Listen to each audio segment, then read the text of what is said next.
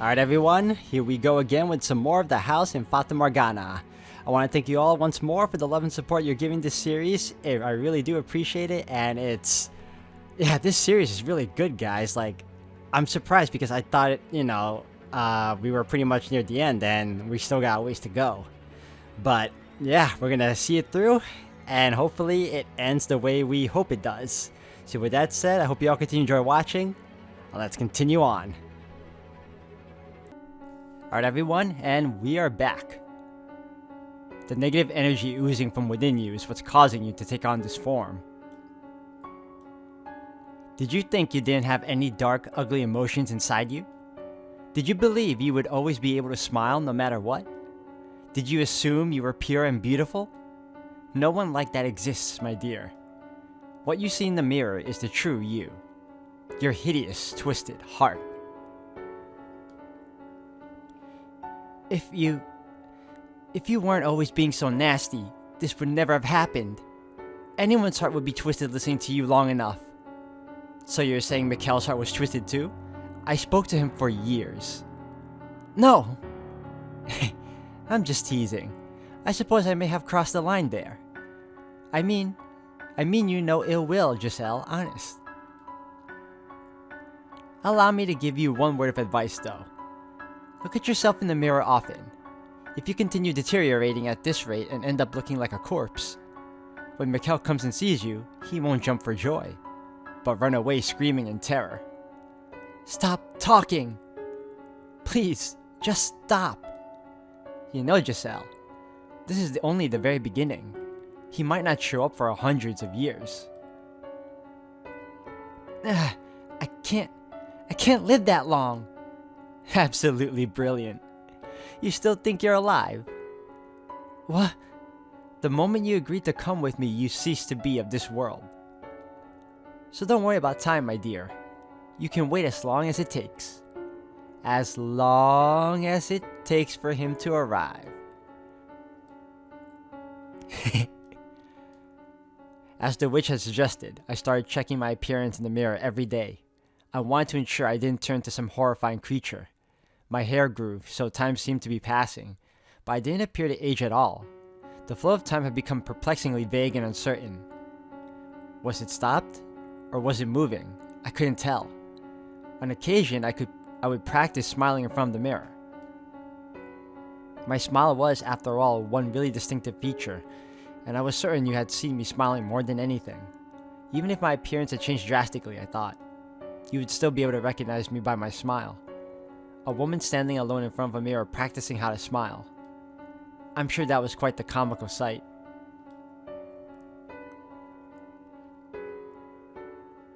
And that was about how my days went for an incomprehensibly long time.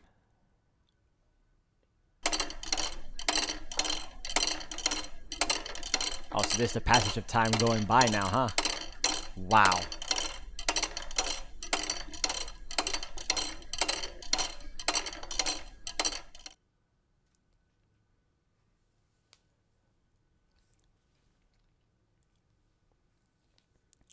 For the first 100 years, I kept track of how much time had passed. An hour a day, a month, a year, 10 years, 50. But once it had surpassed a person's average lifespan, the counting started driving me mad, and so I stopped. My sense of time began to numb. In place of sleep, I spent my days in a trance-like state. Doing so, I was less aware of the passage of time, which made it a little easier to bear. Suspended in this bubble of time, my mind went out to you.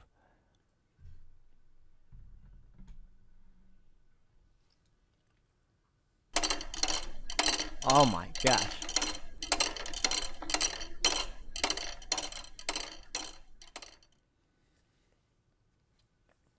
The next thing I lost a sense of was myself.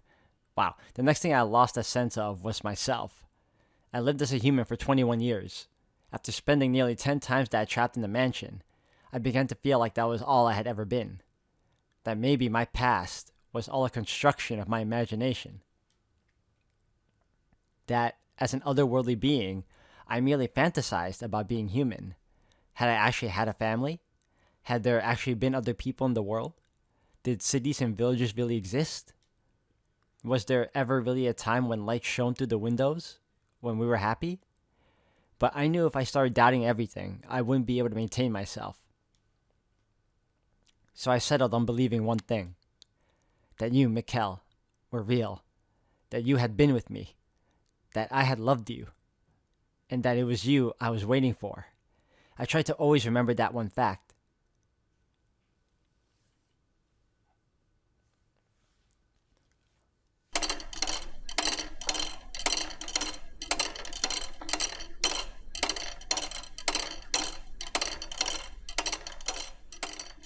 My characteristic energy and cheer were disappearing. But by then, I hardly ever raised my voice anymore. And in response to that change, the witch seemed to treat me a little nicer. On occasion, I thought I could sense her presence nearby, like she might reveal her form to me from beyond the darkness instead of only speaking to me. I could feel her sitting beside me.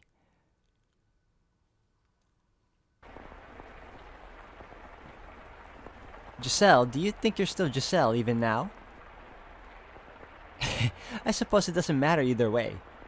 Sometimes I think love and fanaticism are two sides of the same coin.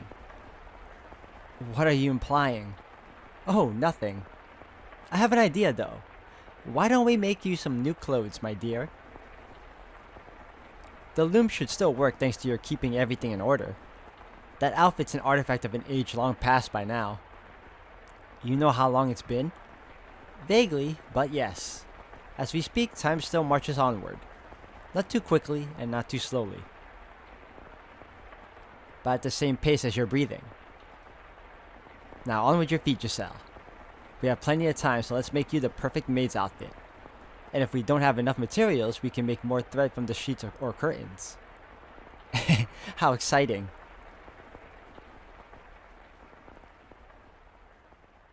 Following her instructions, I wove garments in a style that did not exist in my era. They were quite strange to behold. The old me might have been stricken with fascination by them, but at that point I wasn't even sure how to rejoice, how to be impressed, or how to be moved anymore.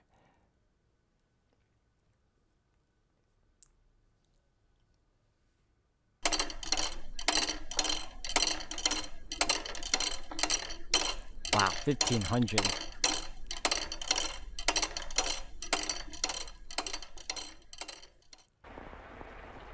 It sounds like rain again.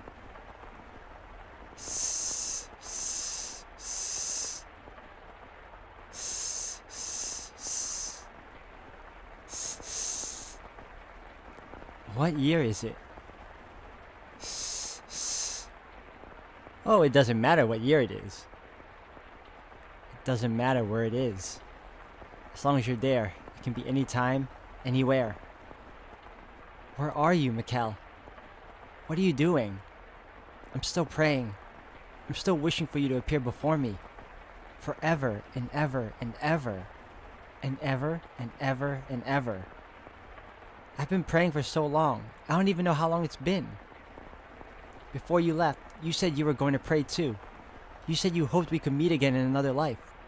I'm not misremembering, am I? Mikkel, come back to me soon. I love you so very much, but my memories of you are starting to fade. What did your voice sound like? What kinds of faces did you make? Where did you like to put your hands on me? I don't want to forget. I want to always remember. My memories of you are the only thing holding me together, but they're slipping away from me. How did you speak? What kinds of things did you talk about? I'm losing all of these memories. Please, Mikkel, come back to me. Before I forget everything. My beloved master.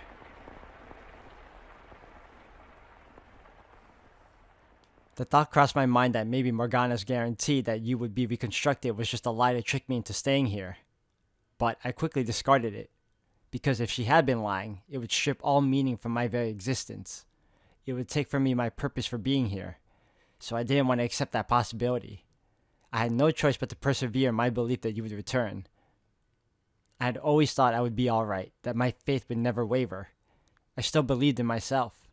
But you can be the happiest, most optimistic, resolute person in the world, and you will still break eventually. And I was at the point where even the slightest tap would shatter me into fragments. Oh, man, I feel so bad for her. This is terrible. The witch really screwed her. 1591. Gosh. Several hundred years after I was enslaved within the mansion, something changed for the very first time. Sunlight, which I had not seen it all that time, shone from outside. At first, I did not believe it was real. I thought it was a hallucination born of my inner desires. And I thought I must have completely lost it for my fantasies to have escaped my mind. But it didn't matter. If it was all an illusion, the gentle breeze blowing in through the window felt wonderful. The smell of grass, the chirping of birds, the glistening blue sky, it was like 1,000 memories rushing back all at once, and it brought tears to my eyes. The time has come, Giselle. It's time for you to get to work. And as she always did, the witch's voice crushed my elation, dragging me back to reality. Reveling in the sight of the outside was the last thing I should have been doing, for it was that moment that began my true decline. Work? What kind of work? Have you already forgotten? Oh, good heavens, do you have your head on straight, my dear? As I said, I need you to watch over the house, and show your utmost hospitality to those who show up. Is someone... This is merely an appetizer, and it looks like someone's here. Hold on, I have no idea what I'm supposed to do. Do the same thing you have been doing. Be a maid. Convince the house's guests that this is a wonderful place. Make them enjoy their stay. Now go on. I'm quite looking forward to this.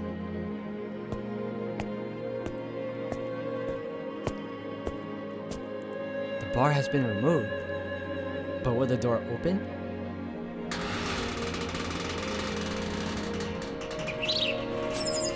For so long, the door had refused to budge. For so long, light had forsaken these halls. For so long, there had been no trace of life. And now, all of that had been turned on its head. I felt like I had stepped into heaven on earth. I know it sounds melodramatic, so please don't laugh. It was almost certainly a perfectly ordinary slice of nature. Leaves and grass rustled in the wind, flowers specked the earth, and in the distance was a city I didn't recognize. I wondered where I was, of course, but I neither shouted nor jumped in surprise. Instead, I found myself accepting of my circumstances as unnatural as they might have been. As I was standing there idly before the entrance, a carriage rolled up. Egad, could this road be any bloody worse? It's in dire need of paving on top of everything else. And who might you be, young lady? That outfit. He's speaking a different language. The middle-aged man approached me. From his attire and the way he held himself, he appeared to be upper class. However, the words coming out of his mouth were not in the language I had grown up speaking. Could the mansion have moved somewhere far, far away? Naturally, I had no idea how such a thing was possible. And the longer I stood there staring at him absent-mindedly, the more incredulous he became. My immediate mission was to overcome the language barrier.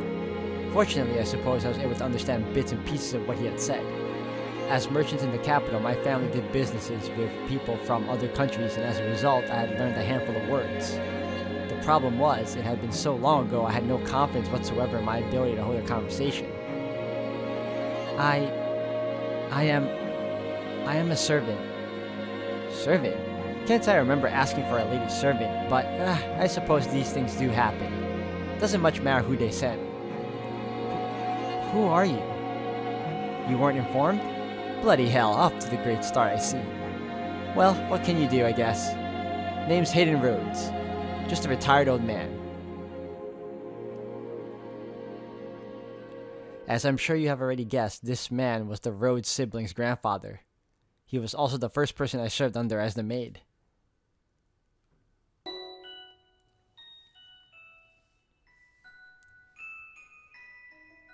For a member of an esteemed noble family, Hayden was a bit on the eccentric side. He only hired a handful of servants, claiming he was not fond of clamor. There was a single chef, a physician, a servant to take care of all the cleaning, and then me, who served as his personal assistant. Whenever he got the chance, Hayden would chase me down and make me practice proper etiquette. According to him, I had much to learn. You are, at least technically, a servant of the Rhodes family, young lady, so I can't have you going around playing the country bumpkin act. Yes, sir. And we'll have to do something about that accent, too, while we're at it. I have an accent? Thicker than bloody molasses. Now, I have no interest in sticking my nose into your business asking where you hail from. But while you're here, you must act the part, young lady. Lucky for you, I'm retired and have all the time in the world. I'll teach you everything you need to know about proper etiquette. Alright. Speak up, will ya? Yes, sir. Well, so far he doesn't seem like a bad guy, but, you know, things can change. Hayden did not go easy on me either. In addition to my day-to-day duties, I studied etiquette, the language, proper pronunciation, and formal diction. Anytime I made the slightest mistake, he would shout his dissatisfaction. Listen carefully. A servant is the face of a house. A servant's gaff is her master's gaff. Always keep this in mind. You're not just a maid. You must always act with elegance and grace. You must always maintain your composure, even if the house is falling down around you. Whatever happens, you deal with it quickly and quietly. Your language must be immaculate. No ums, uhs, or pauses, for any reason. Yes, sir. No stammering either. Sorry. Bloody hell, you're not gonna make this easy, are you? Whose idea was it that a country bumpkin would make a good servant? I'd like to give him a piece of my mind. I'm not from the country. Not even slightly. I was raised in the capital. Is that so, huh? A prim and proper city girl, are ya? In that case, you should be a quick study. Absolutely. I can learn anything in a week tops, piece of cake. Is that so? Alright then, starting tomorrow, I'm tripling your lessons. I didn't think this through. In addition to being my master, Hayden was my teacher. When he yelled, he grew twice his size and I shrunk to half mine. But it wasn't at all an unpleasant experience, because I knew he wasn't raising his voice to belittle me. His instruction may have been harsh, but it was human interaction. There were people around that I could talk to, and that was wonderful. I was starting to regain some of my humanity. Unlike me, you've still got a long life ahead of you, young lady. I don't know what kind of life you've lived, but I can't imagine it's been all that easy. Now, not many serving girls your age without a home to go back to. Which is why you need to learn this. Once you've got all the rules and customs down, you'll be able to hold your own at any noble's estate. You shouldn't have any trouble keeping yourself employed. I'm sure you think I'm just a loud, obnoxious old man, but I believe we met for a reason, so I hope you'll stick with me. I don't think about you like that at all, Master. You're a remarkable man. One more time. I deeply appreciate your generous consideration, Master, from the bottom of my heart.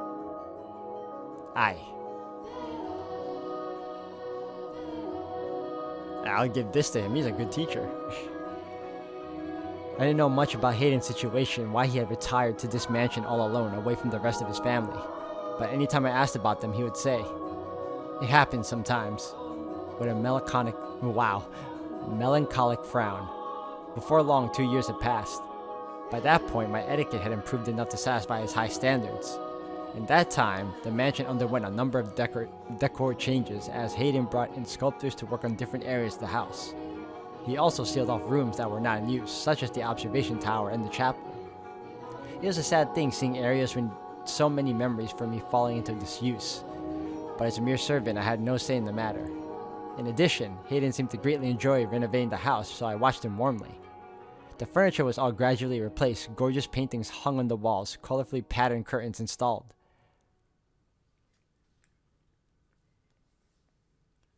And a brilliant rose garden planted. Ah, the rose garden from the first story. Is this where she got it from? These roses come from all across the world. Nowhere else can you see so many different varieties in one place. It's beautiful. Did you know that in the city people are starting to call the mansion Rose Manor? Rose Manor. And to think there used to be nothing but weeds here. Amazing how much it has changed. I never thought I would see this garden turn into something so beautiful. Are you fond of roses, young lady? Yes, red ones especially. Red roses mean a great deal to me. They remind me of a time long past. Given one as a gift, were you? No, I believe I was the one who gave the rose. So red roses are a symbol of my feelings. They're very precious to me. I gave you a rose as a gift. You plucked it from its stem and placed it in my hair. Am I remembering correctly? My memories are so vague now. I can't even remember the look on your face that day. There are some kids I'd like to give roses to myself. Who? My grandchildren.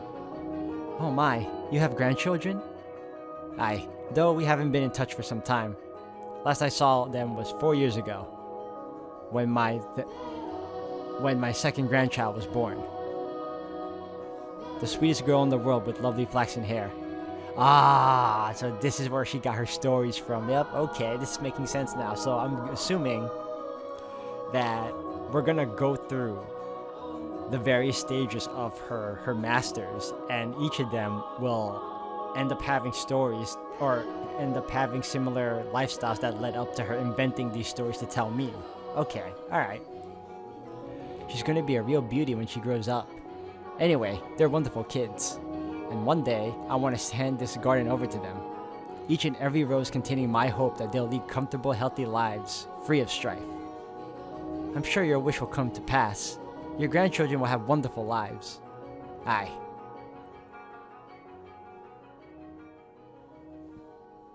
Or, wait.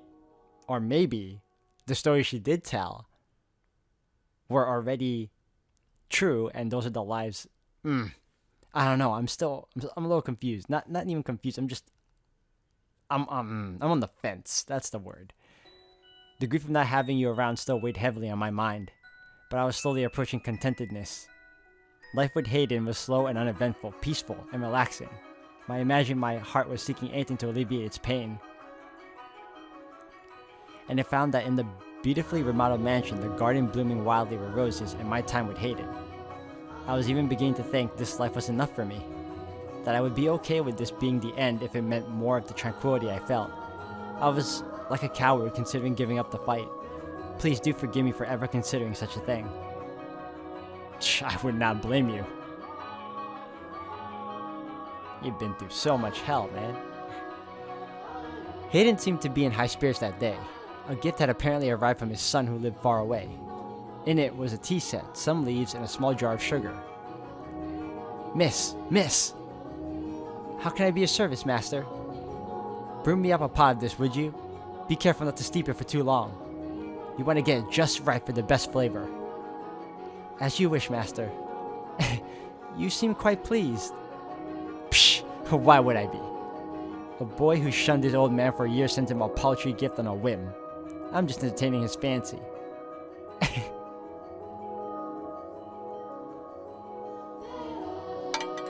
Your tea is ready, master.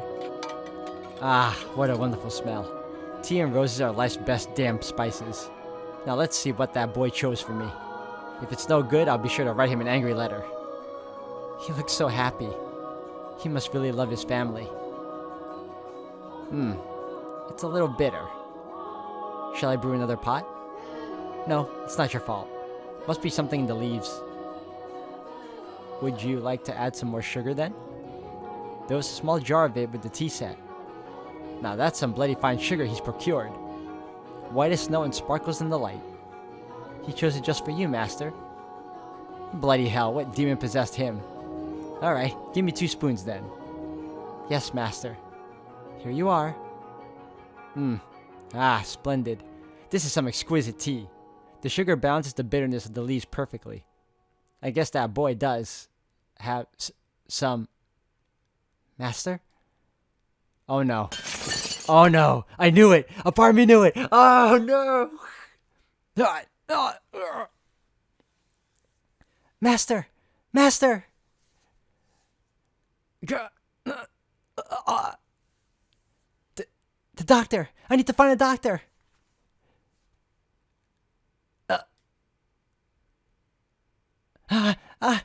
Water. I'll get you some water right away. So please hang in there.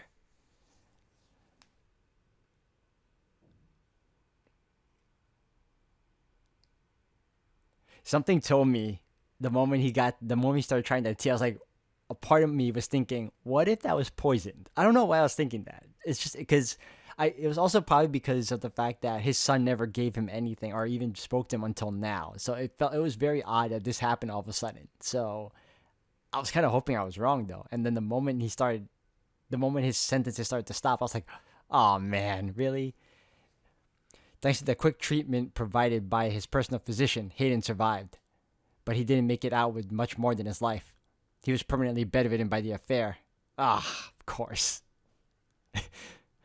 Evidently, the sugar I put in his tea had contained poison, which had done irreparable damage to his nerves and muscles. Most of his body was completely immobile, except for his left arm.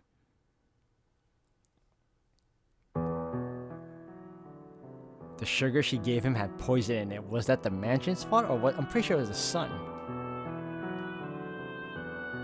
Can I bring you something? Some water? I've had more than my fill of water. You don't need to wait on me hand and foot. That face says you need to distract yourself by working. Remember what I told you. A noble's family servant must always act with elegance and grace. You must always maintain your composure. But how can you expect me to remain composed? If I had only examined the sugar more thoroughly, you would never have noticed, young lady. I examined the sugar and didn't see a bloody thing wrong with it. He was damn crafty, that's for sure. Why would he do this? His inheritance, I presume. Something must have come up and he needed money quickly. That's no reason to poison your own father. Blood is nothing but an obstacle to ambition. Or maybe he just hated me. How could anyone possibly hate you? Perhaps that could be said of the mean you know. But when you live as long as I have, you're bound to make an enemy or two. Mine just happened to be my son.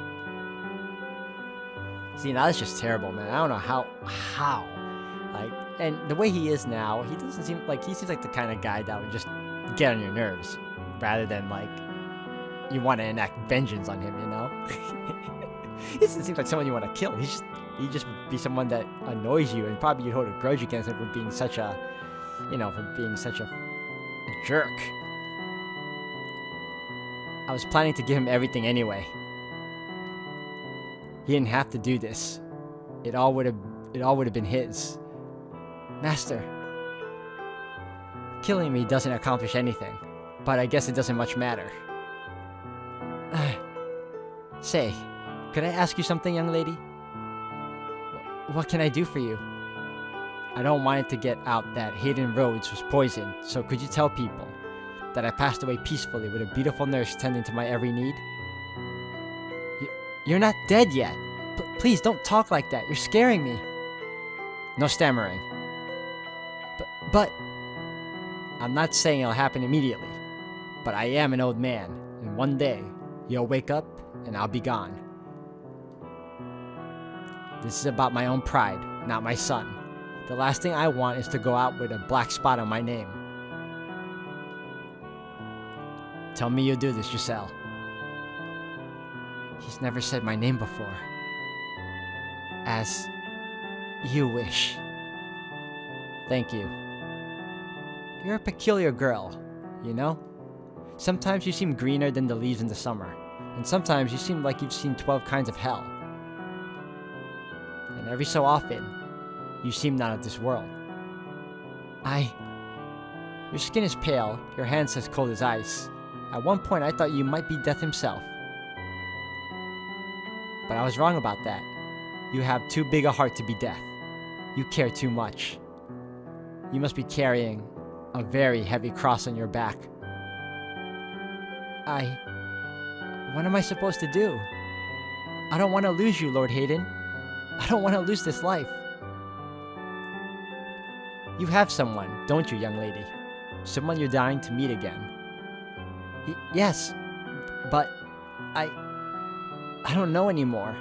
I don't know how long I'm supposed to keep waiting. If something doesn't happen soon, I don't think I can hold myself together much longer.